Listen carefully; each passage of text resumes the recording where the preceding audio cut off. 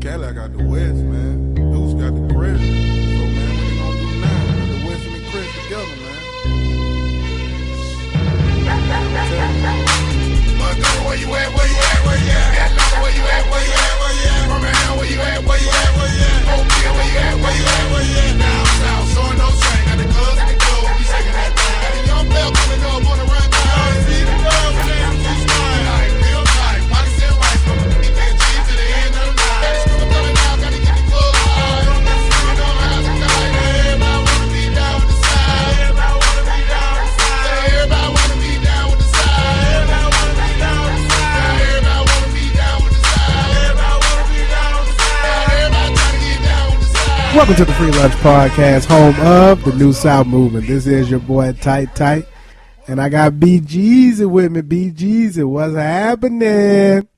Watch out now. This your boy BG, Free Lunch Podcast. What's happening? We back at it, dog. How you feel? So you're not gonna give us the I'm rapper intro? loving it. You're not- So to the free lunch listener, this is take two. On take one, BG gave us the long rapper intro, but on take two, he decided to take it out. Nah, every time it's different, man. I don't have no script. So sometimes it's long, sometimes it's short. So, Either way, I'm glad to be back with this opportunity to give some more of the free lunch. and you give us one of them Spanish, Cuban intros when I thought you were speaking in tongue. Can we get one of them? I don't even remember. Oh, Sapase.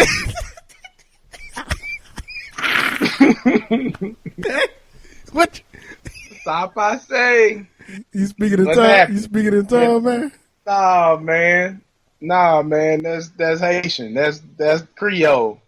But what's happening? What's going on? Oh, okay, man. Nabule, I'm good. Okay. Well, thank you for that educational. Thank you for that educational. What's the name of the DVD that Rosetta Stone? Thank you for that. Rosetta Stone moment. No problem. Anytime. Yeah, the educational Rosetta Stone moment. Only on the Free Lunch Podcast, where you can get multi-bilingual introductions. Yeah. Indeed. What's going on in your neck of the woods? Man, do it for the vine. I ain't gonna do it. Do it for the vine. I ain't gonna do it. Do it for the vine. Do it. I don't know, man. I'm just on some other stuff right now.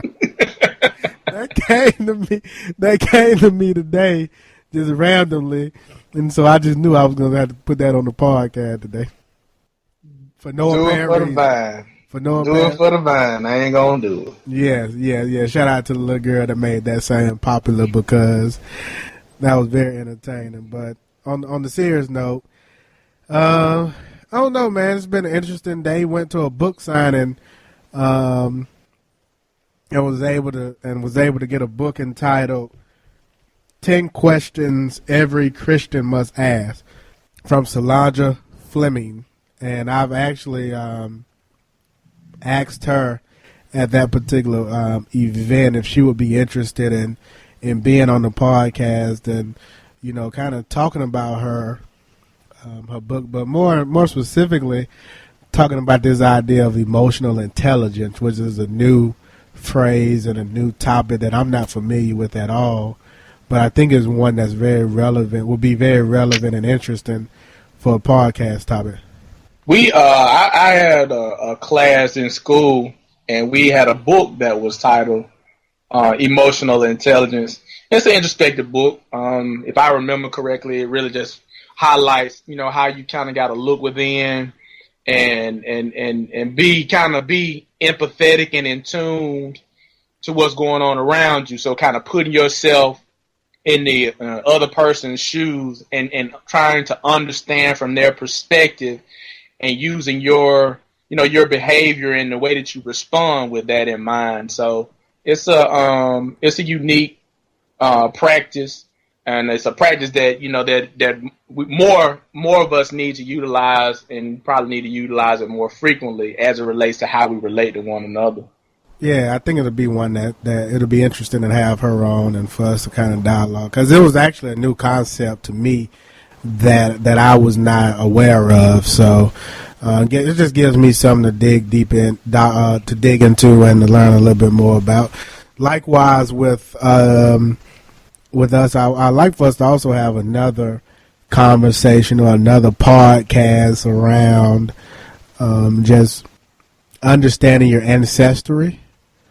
And just here recently, and for years, you've heard this story, but I kind of want to discuss and share with the public, with the audience, something that has kind of re-triggered in me more recently, and that's my family tree, specifically on my dad's side, my grandmother, and being a direct descendant from the Clotilda. So that's another show that I can kind of show homage to my grandmother for what she's taught me.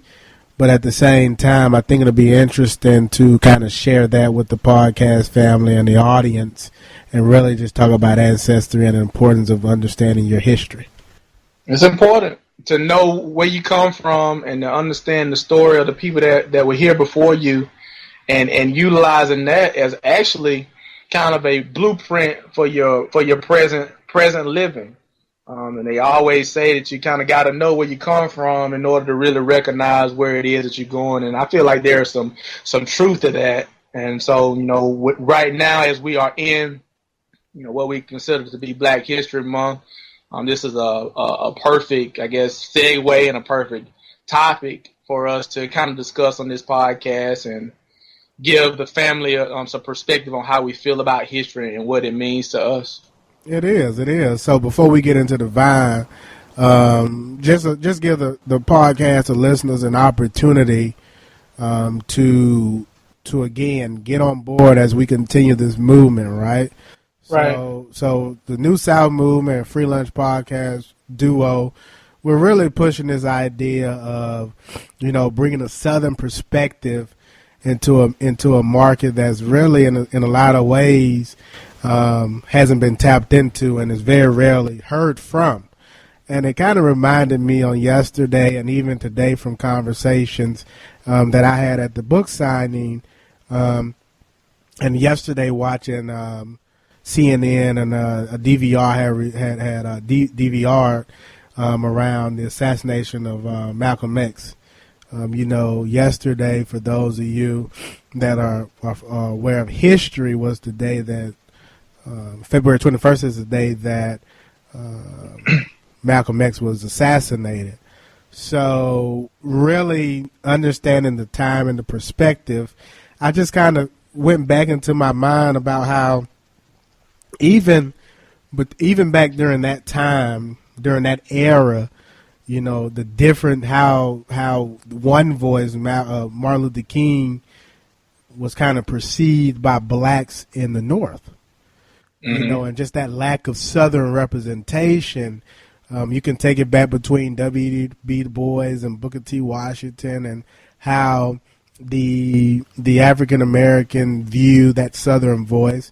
And that's kind of, in my opinion, is still relevant. Not so much so I'm saying between African Americans, but essentially just between the South and the North, how that Southern voice is left out. So really the purpose of the podcast and some of the things we're doing is really trying to push this culture, this Southern culture, whether it be the arts, whether it be clothing, whether it be music, whether it be our viewpoint and our perspectives, whether it be writing forward into a world that's very rarely tapped into. The influences of the different regions kind of dictates a lot of the thoughts and a lot of the ideas that come from a said place. So, and with us being here right now, we have an opportunity to kind of look back on the contributions of a W.E.B. Du Bois and a Malcolm X and a Martin Luther King. And we also have the privilege to, analyze those perspectives and then also find a connecting point where we can bring some of those ideals together and form like a collective thought that takes bits and pieces of each of those leaders' thinking to achieve a greater good. So you can only do that if you know where that reference point is, if you know the history and understand it. Once you do that, then you're able to really utilize that history and move the thing forward. So this is the importance, and I guess the uniqueness of where we are now in this present moment, having the ability to look back and interpret kind of what the history has told us. I think that's a good segue for us to go ahead, for those that are interested in helping us continue this movement and sponsoring different segments of the show, like the one that we're about to do. We really just email us, reach out to us. BG will provide you with means of how to connect with us at the end of the show, and get on board this movement. And as the ball continues to roll down the hill, it's going to continue to gain momentum, and we just want you to be a part of it. Exactly. So come on for the ride. All right. With that said, hey, can you give me one of them Michael Bubba intros that you did before? Man, I could try. Talk your shit, Sway. Shout out to Heather B. Mama, I apologize for the words that have just come out of my you got mouth. It this time. I got it this time. That's you getting us that explicit content labeling. Yeah, right. I did, but in the words of Heather B, talk your shit, Sway. Talk your shit. Your mom gonna show them have something to say about this one. You whack. Right. You what Sway say? You whack MCs. You mother. Go ahead, Doc. Without further ado, the moment that you all been waiting for the millions listening, and to the others that ain't quite caught on yet, but will, as this FREELUNCH podcast movement pushes forward. It's the man that you all love to hear from. It's the moment of the show that you can't wait to show up every week. Now, introduce the one and only. Hey, I'm back here bouncing like I'm Burning Mac getting introduced by DL. Or by Steve. When Steve introduced him, you know he was back there bouncing behind the curtain. Oh, my goodness. You getting nailed up. Dog, do it for the vine, dog. I know I can be what I want to be. If I work hard at it, I'll be where I want to be. I know I can be what I want to be. If I work hard at it, I'll be where I want to be. Be. And there you have it. That's the vine right there. I know I can be what I want to be. Who song with it? It's Nas, man.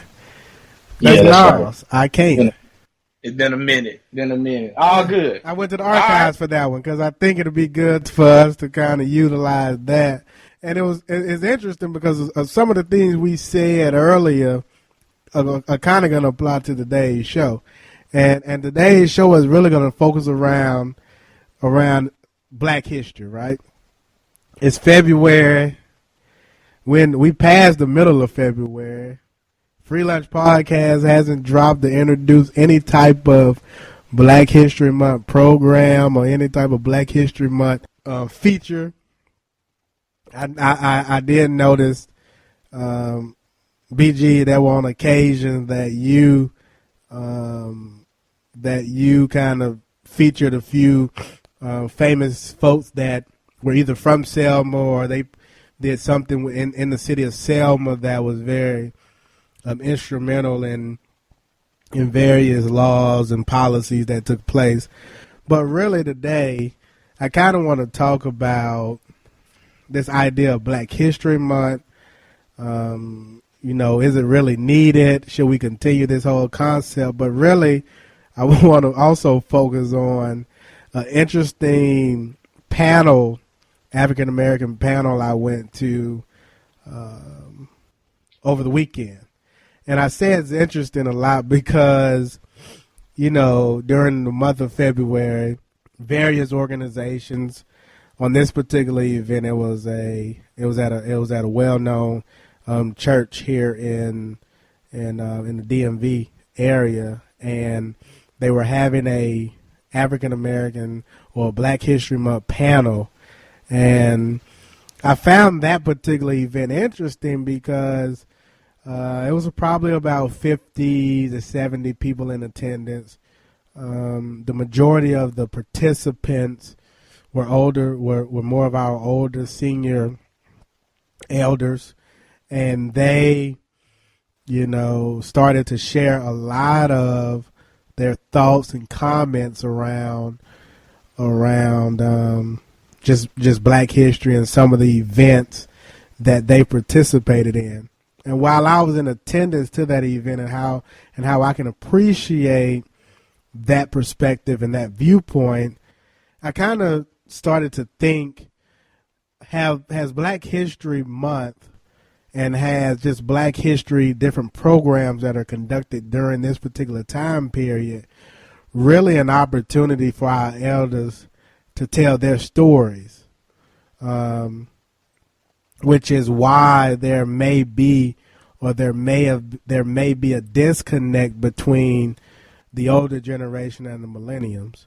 So I said a lot there. I want to get your initial thoughts and then really share some more what was discussed at this particular event and get your thoughts really around Black History Month, the Black History programs, and really where we should be going from a futuristic perspective in regards to just understanding our history and really bridging the gap between our older senior folk and our millenniums. As long as we've been on this earth, February has been that time to where our attention is directed to historical Black figures from different realms, whether it be sports, entertainment, sciences, education, whatever. And usually we formally get introduced to Black History Month in our schools and in our churches. And I can remember as a small kid, at school, we would probably have to do like a report on a famous Black person, and they will put up the signs, and you would have Harriet Tubman and Frederick Douglass and Dr. King and all these different figures who are substantial to the progress of the African American community. Same thing you would see in church. The thing with Black History Month, though, kind of looking back on it, is that it's always kind of been segmented and fragmented. It's always short. People always joke about how it's the shortest month of the year. And then every year, it's like you get reintroduction to the same figures over and over again. And so if you're not one that's curious, if you're not one that's kind of seeking to find more information and constantly asking the question why, you could easily fall into the trap of thinking that Black history is limited to those people that you have been told about. And I think that in some ways it's kind of the bitter or the sour side to this whole, or to the way that Black history has been presented to us thus far. So I think that also plays a little bit to people's current disconnect with this whole appreciation and recognition for Black History Month, because I've kind of encountered some people that don't really show that much of an enthusiasm or just that feeling of getting excited about what Black History Month is. So I guess when we talk about it, we'll bring out some of those elements. But it's been very interesting, as I said, as a 30-something-year-old person now, to just really see that the Black history in the way that we have traditionally got it has been minimalized, and it hasn't been very thorough. As I said at the program, that's initially kind of a lot of my viewpoints to the, I appreciate the perspectives and the stories that are being told. But how do you transition from the old traditional program and from the old traditional view on how Black history is told to where it's a way of life? Because essentially looking futuristic and looking trying to be progressive, I kind of believe that this idea of even having a month to celebrate Black History is not doing us justice. And I kind of look at the approach Tom Joyner takes on his radio show, where they essentially have a Black History moment a month, Black History moment every day, and where they essentially recognize Black History 365 days out of the year, and really getting away from the traditional mindset of taking a month out to have these different programs and trying to incorporate Black History Month as a way of life. I get what you're saying, to where, especially every African American person just walks around with a knowledge of where they come from and the contributions that have been made by Black people that existed well before them. So I get that, and I totally agree. Like, you should be walking around, you should be the most informed about your history than anybody else, and Black History Month should really just be for everybody else, all the other races, to get a glimpse of what the history means to us. So I totally agree that in our mindset as people of the community and of the culture, that should be a priority, to just not limit it to, I'm going to focus on my history and these contributions just in February, but all the time. Because, history for us, history is our blueprint. And in a lot of cases, what we're trying to do is we're trying to prevent history from repeating itself because of some of the ills and the transgressions that are founded in our history. So we really have to embrace our history to make sure that we are in front of the curve, and making sure that history in its various forms and in the various arenas of day-to-day life doesn't come back and repeat itself and put us in compromising situations. So we definitely, it would benefit us greatly to switch from the Black History once a month to Black History all day, every day. So I think we agree on that point, but give you some more perspective as to the event as it was held. I kind of chuckle because as I relive those moments, it was interesting, right? So to me, it's the typical event, and I'm not trying to bash any type of event, but I'm really just trying to ask the question: how do we be progressive in really acknowledging just Black history in general, and more or less also talking about tomorrow and today's historians or those that have made history? I do want to talk about your mother, Miss G, and just allow you to talk about the history that she made, which is a story that's not told, but one that should be told. But, as I recall that particular event, it was typical. You have the elders that each one kind of wanted to provide their perspective as to what occurred during their lifetime, which was very entertaining. And then you have the one white brother that wanted to. He's a school teacher. He's teaching middle school and wanted to talk about how can he's so passionate about the African American race, and he wants his student. He goes to a majority. He teaches at a majority urban school with a number of color folk, and they're not interested in learning about the new Jim Crow and that kind of thing. So it was the typical program to me, right? And I hate to say that nonchalantly, but I've been to these events before. You're gonna get that. You see it rolling out. You see all of the commercials on TV, and doing this for Black History Month. You see the professional basketball leagues doing certain stuff and making tributes and all that type of stuff. So you're going to get that because the Black History Month has become commercial. It has become something for everybody. You're going to get the same old speakers, the same old format. These were the leaders. This is what was going on. This is the story. So that's kind of to be expected. let's talk about that then, because essentially what I wanted to get to was the disconnect between the older generation and even the millennials.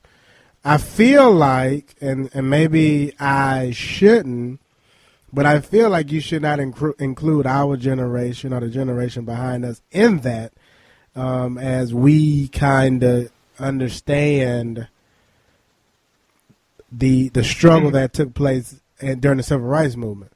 Right. And maybe that assumption is wrong. So I continually say that there obviously is a disconnect between the older generation, in my opinion, and the millenniums.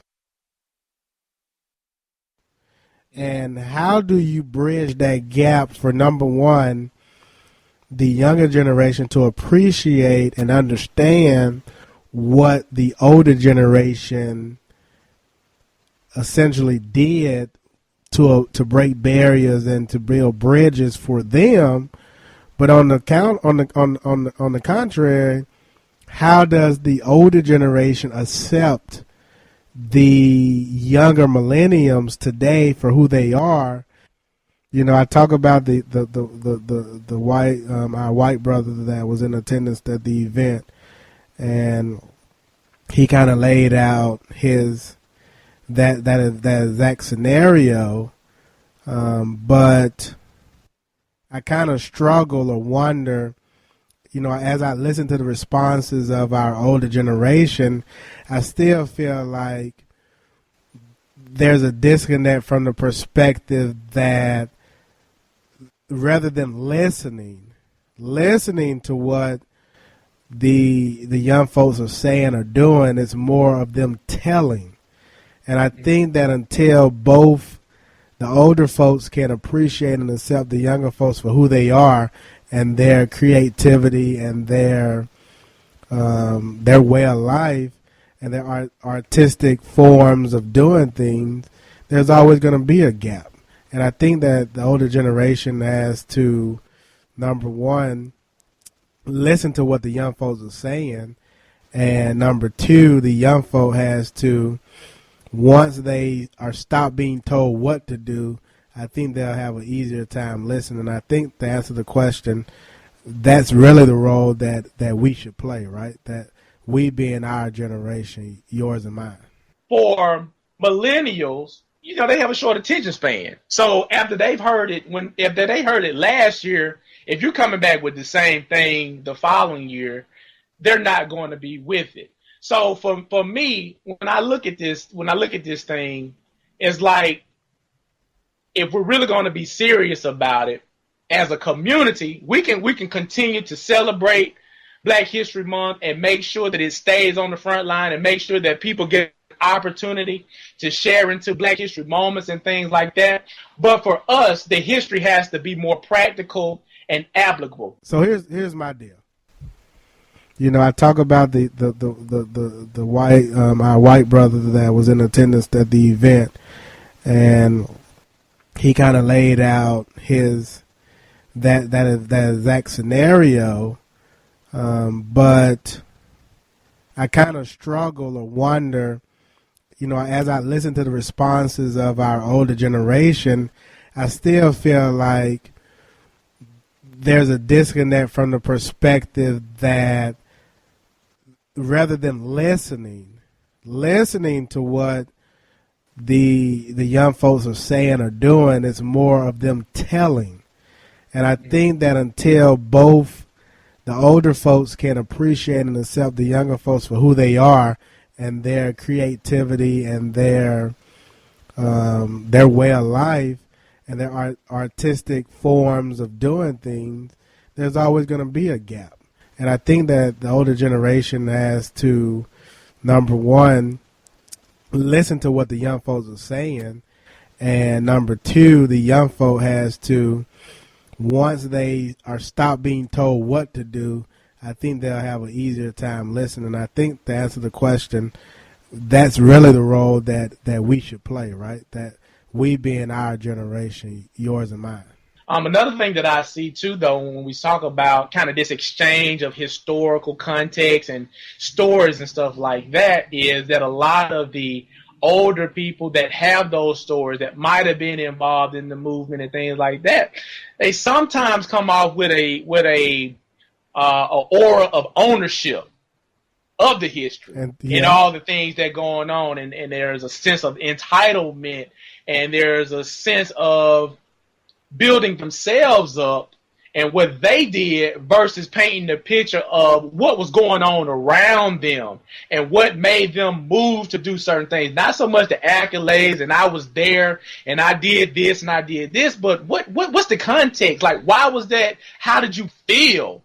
And make it more personal and more of an open story so that all people can receive it. Because I know personally when I get up, and we've had a lot of that go on, as we move closer to Jubilee and the bridge crossing, is that you've got members or people that were involved, and you got to give them credit for being involved.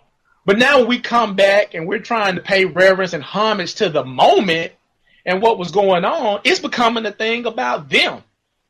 They want the recognition and they want the awards, and they don't want to show up here if this is not going, when we have the recognition ceremony of Jubilee, they don't want to show up here if it's not going to be XYZ way. It's like, man, is it about you, or is it about, us reflecting on that moment in time, what was going on, and trying to move from that to improve our current situation? I think that's another issue that we have to look at when we talk about this dialogue, is if we're going to talk about history, like, yeah, you were involved in the history, but the history is not yours. It doesn't belong to you. The history is what it is, and all you can do is just kind of reflect on what your thought processes were at that moment in time. And I think people generally take to that, but I know I do personally when it's coming from that place versus you trying to trump yourself up as like a hero. Let us make you a hero. Don't make yourself a hero. But that's the entire point that I was making at the beginning of the show, right? And I was basically talking about the Black History Program, and that's essentially what this event turned into. It turned into story time in which everyone that wanted to talk and participate, that was elderly for the most part, wanted to toot their own horn and wanted to be seen as the hero, versus putting the context behind the actual events and what made the event successful.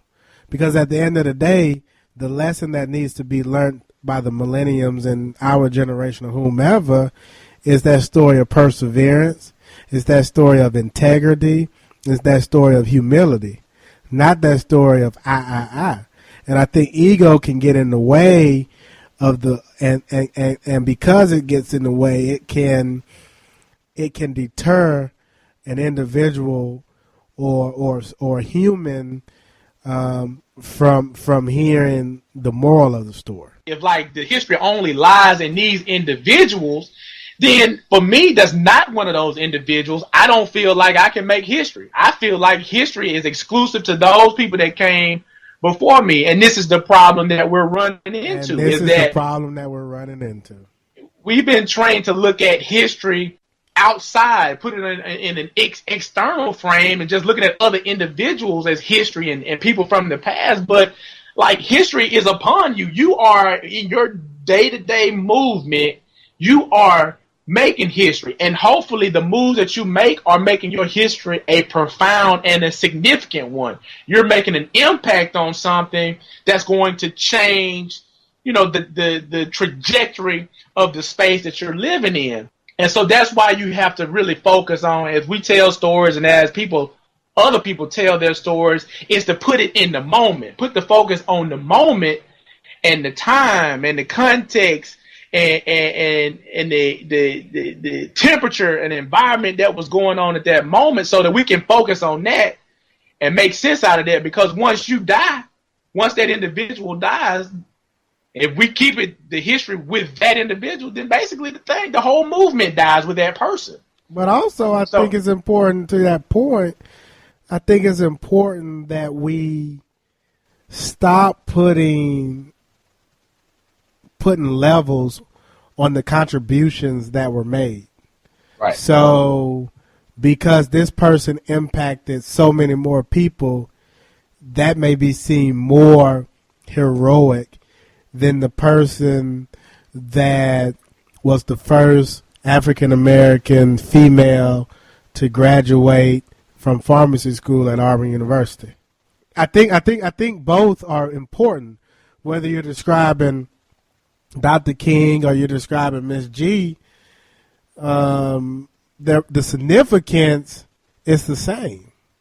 And I think we tend to try to honor and try to place relevance and significance on the individual versus the moment and versus the impact that one, or versus the impact that shared between the two. You know, part of that is probably reflective of how, you know, how history is introduced to us. Like, you know, if we get history in school, it's probably, even if it's in the book or whatnot, it's our history from the eyes of somebody that's not a part of the culture. It's probably somebody of a different ethnicity that's writing this history as it was told to them. So yeah, you're going to miss out on a lot of those other, you know, maybe not as recognizable, not as famous figures that had just a magnificent impact on society as those that we know about and hear about all the time. So we're a lot of times we're getting our history from people that ain't even from the space, that's not even from the culture. And so, yeah, you're going to get this skewed look of what your history is, and it's going to be in such a way that it's not going to encourage future leaders. It's going to keep you right there. Like, these are the only people that we value. Nobody else counts. And if you grow up in that type of train of thought, then your growth is going to be stunted. And, you know, I sometimes sit back and question, well, is that really another means that the establishment has put into place to repress us and keep us from moving forward in a more impactful manner? But you raise an interesting point. Because if we study the high profile or so-called high profile leaders of the African American community, the thought process is that if you can't get to that level, then you're not impactful or you're not creating history. Mm-hmm. And rather than focusing on, there are more, if you collectively take those individuals that are less talked about, their impact is just as impactful as that one individual, and we're more like those than we are to rise to the level of a Dr. King or a Brother Malcolm or even a President Obama, if we want to use modern day. So I think it's important, even from that perspective, that we celebrate Black history every day and not limit it to a month, simply because it allows us to understand the stories of the other individuals. Some of those things that were going on back then, the remnants are still in existence today. Right. When you talk about, say, if we just go back to the 60s, you start talking about segregation and Jim Crow, to where it was in your face, it was blatant, you knew it, they had the signs and everything to express that this was for Black and this was for white. Right. Now we fast forward to 2015, you don't have those signs, but there's still that segregation and that disproportion to things like schools and jobs and stuff like that, to where you go, you're in the same city and you've got a school that's zoned for primarily Black demographic, and you know that school is in a certain condition. They don't have the same resources, but then you have a school that's in the same school system that's in a different neighborhood that has everything that they need. Now, they're public schools, and nobody's saying that you can't go to either one of them, but something has probably gone on to make sure that there's like a zoning. You know, they do zoning, and if you paid attention to like the story that they did on ESPN about Central High School in Tuscaloosa, right? That school is struggling because about 10, 15, maybe less than 20 years ago, they did a rezoning of the districts to make sure that a certain type of student went to one school and another type of student went to the other school. And the way that they zoned it, it ended up to where that school, which is blocks away from the University of Alabama, only pulls the lower income students when it should be pulling more of a mix of students. And so you see those type of things, and you can really only interpret that and see what's going on if you understand the history. So I think we have to move. For us as Black people, we got to understand that it's more than just spitting facts and figures. It's like understanding what the lay of the land is, what the foundation of this place is, so that we'll know how to move. I was sitting there thinking during that event of how, me thinking outside the box in a lot of ways being different. I would have had that event in June. Let's just say June or July. I would have chose another month to celebrate Black History Month, only to prove the point that Black history is not limited to that month and to a set few of individuals. And the point being is that it's essentially every day. And so I think you raise a really interesting point when you talk about how important it is to understand what other people of color have done, not limited to just African Americans, but people of color in general, what they've done, so that our youth can understand that you can be just as impactful within the four walls of your city, your town, your family, your state, and not have to so much strive to be that one leader that's going to be remembered our entire lifetime. Mm-hmm. And because the history is inspirational. I'm here in Selma, and I'm amongst history every day. Like when I just go to the store and I'm just walking around, like I was shaking hands with Dr. F.D. Reese just a few weeks ago when they had the little event that Oprah came down for. I'm shaking his hand, talking to him, and introducing him to my friends. And he was one of the ones that was instrumental in getting the whole Selma movement started. He was a longtime principal, and he's a pastor now. So we're interacting with this type of history all the time. And the history is right before us. My grandmother. Right, I'm sitting there talking to my grandmother, and I talked about her at the beginning of the podcast and what she shared with me, and how essentially my family is a direct descendant of the last slave ship to ever reach, that's known to reach the Americas. Like, that's history. Mm-hmm. That's important to know, that you are a direct descendant of the last slave ship to ever land in the United States. But because that's not told during the month of February, or that's not the high profile story, then we don't know that stuff. And then I'm sitting there talking to James Shaq Harris, who is essentially known as the first black quarterback of the NFL. How many people know who James Shaq Harris is? Not many, because and they don't understand. Now if you look at the layout of the NFL today, you have 9 to 10 African American quarterbacks starting. Mm-hmm. And he was the one that initiated. Or if you even take it and personalize it with Miss Gosa, and I want to give you that opportunity to tell that story, but with her being the first African American female to graduate from Auburn University School of Pharmacy, and then to look and see how many other African American females have been able to graduate from that program, that's history right before us.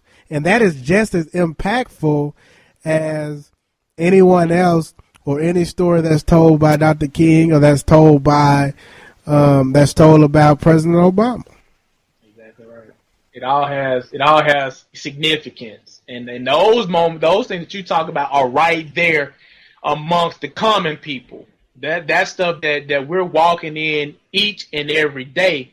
And it's an example for us going forward. And if we have to take advantage of those opportunities to talk to those people and ask them questions and get a feel for, what was within them to give them like the courage and the wherewithal to do what they were doing at a time when they were like the first or one of a few or even the last. You know what I mean? So that's an important stuff, and I think it really does speak to this lane that we're in, as curators of the culture. Like, this is our museum, and it is up to us to gain this knowledge and put it in a place to where it can be preserved, because if we don't do it, nobody else will do it.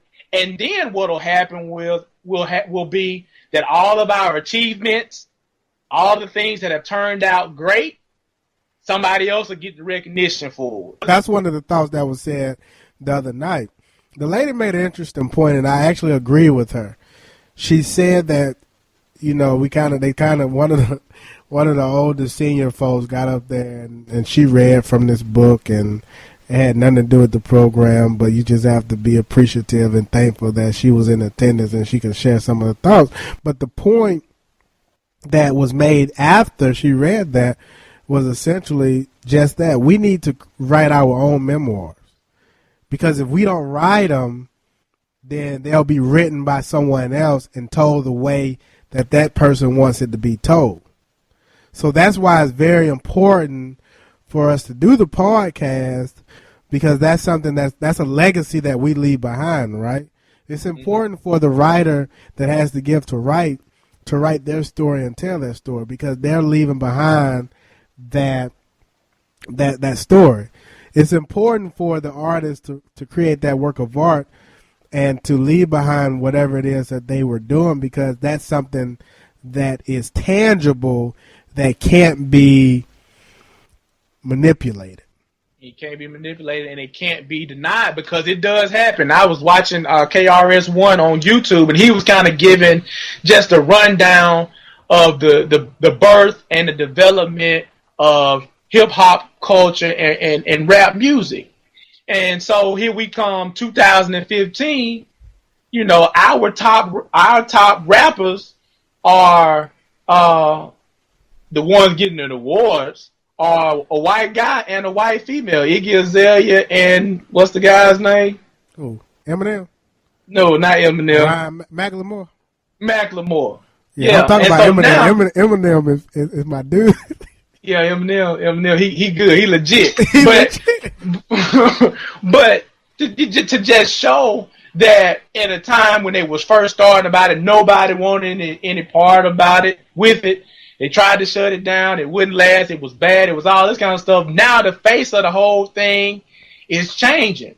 And so if we don't document what was going on in the 70s and 80s and 90s, and we don't protect that and preserve that, 30 years from now, hip-hop will be a white man's game, just like jazz is. That you go to jazz, you go to like iTunes or something for jazz, and the top jazz artists are all white artists. But jazz was an art form that originated in the African American community, just like rock and roll. The point of that also is how if you don't document that and if you don't take ownership, then the culture is lost. And the significance behind that piece of art is lost. The passion and the authenticity that originated in the grassroots movement that kind of started that movement is lost. So that's another important part of why it's important to preserve that history and to create your memoirs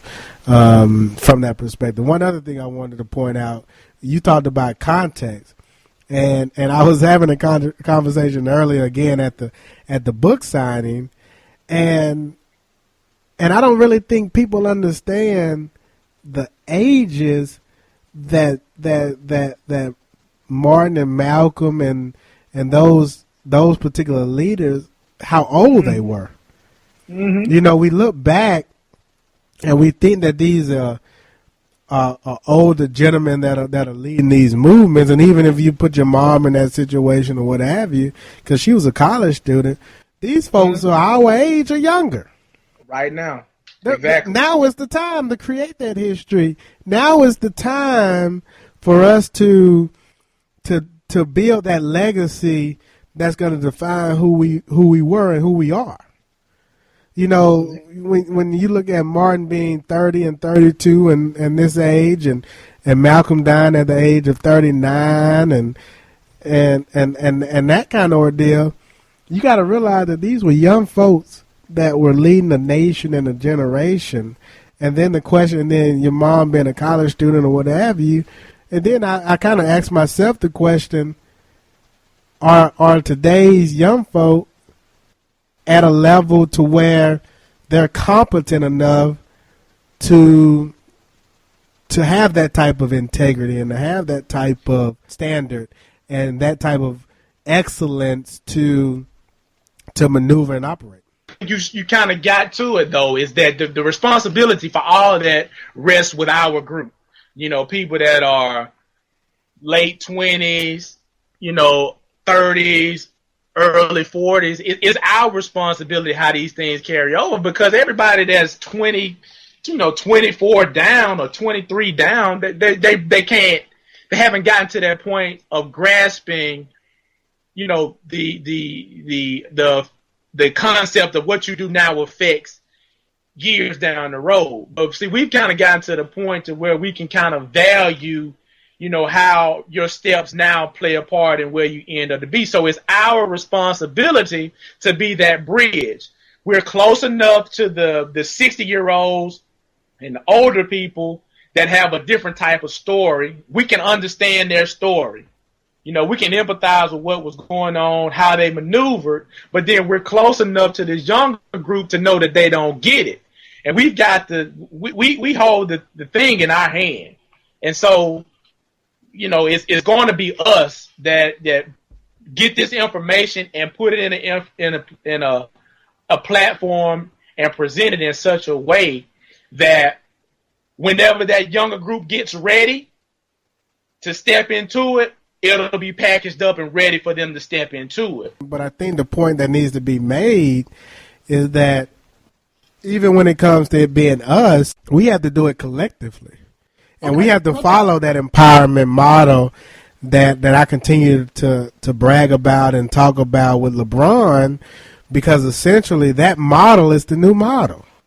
And I think that, and the reason I say that is because there is even a disconnect between my generation and the older generation, because how many of these different programs that are put on by our current so-called leaders, you see young folks of our age being mentored, or you see folks being mentored and shown how things need to happen to get to that next level. Me personally, and I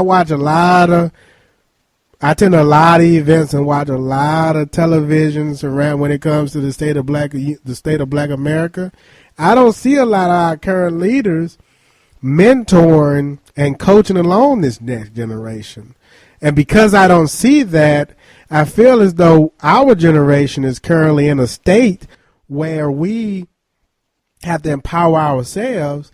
And when I say empower ourselves, is essentially follow that LeBron James model. And we got to probably come up with a term for it. But you have these people that are the figureheads that are out in front, that are doing a lot of the talks, and the ones that are showing up on TV and all that kind of stuff, that are leaders, so-called, but they're in it for themselves.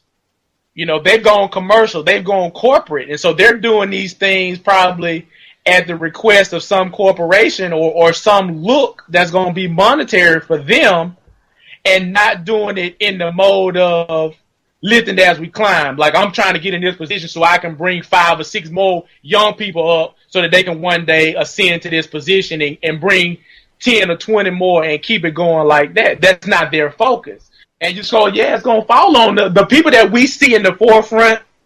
I mean, I guess you can't really make it a global statement that all are like that. But what we have seen, that are many of them that we look to when something goes on, we look up to this one leader, and it's like, okay, well, they're going to come up with the answers, and they're going to get us moving in the right direction, and then nothing ever comes out of it. And that's the problem with this whole monolithic, this thing about having one leader to lead all the people. Those movements are never really all that effective. It's usually people on the ground, a bunch of leaders on the ground, facilitating and guiding the people closest to them that really get movements going and maintain. But the people that we look at, they probably ain't really even thinking about that, man. They just thinking about that shine and the fame and the recognition that they can get. Where does that mindset come from? That's the question, right? So you and I, is there going to be a point? So you and I have a collective we mentality, right? I think we both think we versus I. One of the obvious answers to that is the debate we had surrounding Obamacare and how some folks don't agree with that whole idea and concept, but me thinking more on the idea of it's for the greater good. It's for we versus I. I say that to say this. If that's a mindset that we currently have, if we reached a certain level or a certain pedestal, would we change from we to I? Because I guess the point is for the folks that we were kind of referring to earlier, you might have been referring to earlier when you said that they talk about I, or they look at what's going to be beneficial for them. Has that always been the approach, or did the system kind of change them to more or less go into a I versus we? Yeah, it's a scary thought, and I think about that too, because you know it happens so many times. You have a person that starts off on the ground and they're all about the people, and then they get to a certain platform, and it's like the language that they once had is not the same thing that they have in their present position. And I just think it all comes back to what your objective is and what it is that you want to accomplish. And if at any moment, you know, you say, well, I'm trying to do what's best for my career, or I'm trying to make these steps, then you're going to probably end up doing things to help your career. It's going to become a selfish element to do that. And then you got to go into an industry that has those gatekeepers. In order for you to get certain things, you're going to have to give certain things. You're going to have to take certain type of direction and instruction in order to get the whatever the trade-off is. So, you know, for us, and I guess for all future leaders, there is some sacrifice to be had. Like if you're going to be about the people, if you're going to be about uplifting the people, you really going to have to be about uplifting the people, even at the risk of not having some things for yourself. And you have to be willing to give up of some of that position and status and access. This was good, man. It get hard, yeah. This was good, sir. This is our Black History Month podcast. And we ain't talked about the Crispus addicts. We ain't talked about Harriet. We ain't talked about nobody. Well, let's talk about somebody. Let's talk about at least one person. So can you at least share?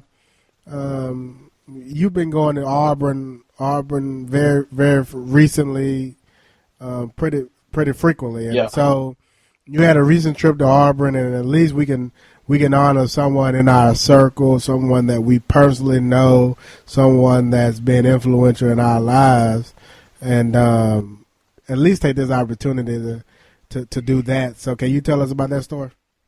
I'll definitely do it. So the story that Tyler is referring to is a couple of weeks ago, my mom was recognized on the campus of Auburn University as being the first African-American woman to graduate from the School of Pharmacy. There were two other gentlemen that graduated before her, and one of them I personally know. He was the second. His name is Mr. Richard Carlisle. But, yeah, they took time out to have her come in, and they recognized her, and they gave her opportunity to address the students that were in attendance for this particular luncheon. And it was a great thing. You know, when we were just sitting around as family, we talked about it and talked about it potentially being that she was like maybe the third or so black to graduate from that School of Pharmacy, but we couldn't make it official. But one of the students whose mother I worked with, you know, did whatever they needed to do, and their group researched it and confirmed it. So it really was, she was excited about it. It was a good thing to have that confirmed. And, you know, her speech was really about the places that you go and the people that you meet, and how her journey was led by, you know, coming in contact with different people who influenced her in a certain way that ultimately led to her getting to where she is now. While she was a student at Tuskegee, she saw two pharmacists at the I think the student health place, a male and a female black pharmacist. So that sparked her interest in the profession. And then when she was a junior at Tuskegee, Auburn, which is only 15 miles down the road, had posted a flyer in their biology building saying that, you know, that they were accepting students for their pharmacy school. And she and another young lady at Tuskegee decided they were going to go into pharmacy school together. And so it was just a story about how a lot of things came into play that took her to where she ended up. And I just really appreciate Auburn and the School of Pharmacy for taking time out to give her that shout. And it really was a good story. A lot of stuff I didn't even know until she, you know, presented a speech and all those type of things. So it just goes back, man, to what we've talked about, you know, history being in front of us. We need to embrace it. As far as people, which is stories, even if the story, it may not be a story that ends in success. It might have been a story that, you know, that something bad happened or you know, because of certain consequences, certain things happen. But that part needs to be told too. You're talking about a disconnect, kind of going back to that. Like a lot of the history, and a lot of people don't talk about their history in an inclusive manner because of, you know, the pain and all that kind of stuff. They want to just forget about it. That, you know, we don't talk about that around here. But that kind of does us a disservice when we look around 20, 30 years later and somebody else is going through that same type of pain because they didn't know how to work against it or to navigate around it. So it was a good thing. I'm proud of her for you know, being courageous enough to step into that at such a young age and see it through. And by doing that, you know, she's laid a foundation for myself and my sister and, you know, other people that have seen her that have gone into the pharmacy profession. So it's just a real testament to what this Black History thing is all about. I commend Miss Ghost, who's someone that I met back in 99, and she's been influential in our lives. So when it's amazing how we as individuals, we kind of shield away from the things that we've done, and we really gotta be more proactive and be more vocal on the barriers that we've broken and the things we've done. And I'm happy that Ms. Gosa had an opportunity to go back and share her story, because it's interesting. She may not even told that story, and it's more coming from a humbling place and more coming from a not seeing it as a big deal, but it really being a big deal. So that's a good story to hear, sir. It really is an inspirational thing. If nothing else, for us going forward, tell your story. You know, I had an opportunity to talk to some kids a few days before she went up there. Tell your story and just be that light. Because if we don't go back and talk to these people, if we don't share our story, then people that look like us, that come from the places that we come from, don't have anything to aspire to. They don't have anything to look up at and use as a reference point. So you said the word, man. We got to take ownership about everything. We've got to take ownership for the things that make us who we are, and we've got to be the ones telling our story and dictating, you know, our value system and what matters to us. And I'll close with this. So when I was talking to the kid, you know, at Auburn, a lot of times you can find yourself as being, you know, one or one of two black students in a classroom. And so there was a young man, he's a freshman, he was in the class. And, with it being Black History Month, I guess the professor was talking about something along the lines of Black history and stuff like that. And whenever the professor would say something about, Black history, all of the white students would look at this kid, would look at him. And so he was asking me, he was like, well, how would you feel about it? Or what would you do? Or how am I supposed to respond? How am I supposed to respond when everybody looking to me as if I'm the spokesman for the whole black world? And I'm like, well, you got that responsibility. And so the last thing you want to do is to not know nothing. And then you got them trying to tell you what your history is. Of course, you naturally in the seat where you already know more about it than they do. So talk what you know. And then on the back end of that, increase your knowledge base about who you are and what your history is. And then you take advantage of every opportunity to let people know who you are, where you come from, and what you're all about. And I think that position that he was in that classroom, is a position that we are in every day. And so it's important that we know as much about us as we can so that we can tell the story and not let nobody else tell us who we are and what we are. Facts and truth is what you have to tell. The facts and the truth is what you stand on. And to your point, BG, ownership, we have to take ownership in telling our story. But at the same time, we have to know our story. Yes, sir. So you can't focus on understanding or knowing the high-profile individuals that are told us during the month of February. You have to study your history. You have to know who James Shack Harris is.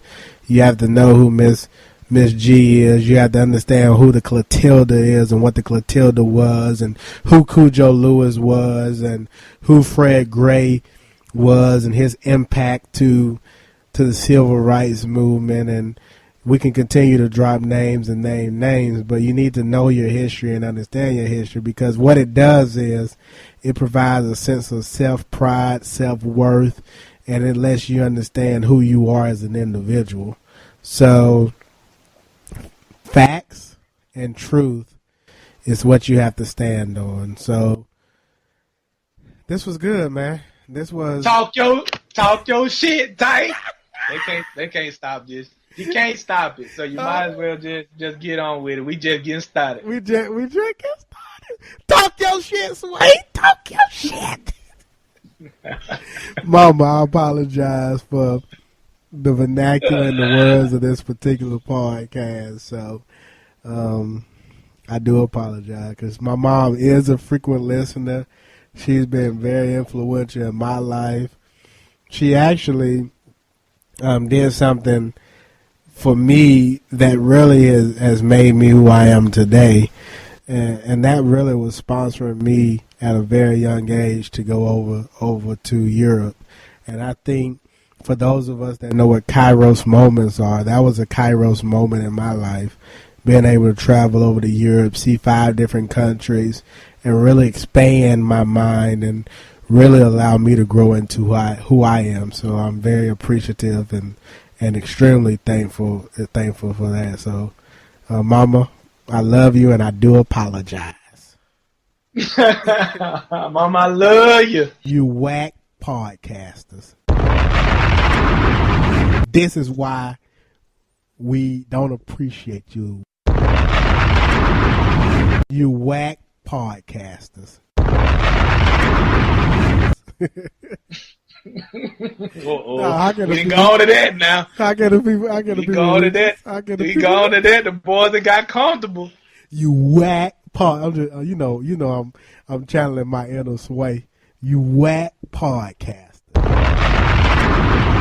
Talking about nothing. This is why we do this. This is why we do this. Because we talk about real stuff on Free Lunch Podcast. Ain't nobody talking about this. Y'all ain't got the answer. Listen to Free Lunch Podcast. the New South movement. How can the people reach us, BG? One time, Sway in the morning. You can reach us, freelunchpodcast.com for blogs and podcasts. Also, hit us up on Twitter, FreelunchPodC. Check us out on Instagram, Freelunch Podcast. Hey, shout out the radio show folks again. I just saw that they having a show tomorrow about sex from 8 to 10. So, who those folks is, man? That's the Melanin Nation Radio. Melanin Nation Radio. Group of students out of Tuskegee. That's strong in empowerment and the progression of the black community. Now they even had an empowerment thing to where they worked out an agreement with certain businesses throughout the city, and the business gets a sticker, and that sticker basically suggests that if you buy there and you're a student, you get a certain discount. They got a listing of those places, so it just encourages the students to go support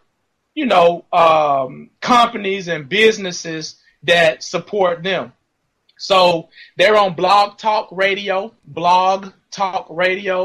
and the name of the show is Melanin Nation Radio. Melanin Nation Radio. So check them out. Like I said, we'll put that information up on the Instagram and the Twitter so you can hit them up and see what they're talking about. They talking about sex in all its forms tomorrow. Yeah, we need to repost that one. We need to repost the one that they put. So let's repost that one for tomorrow.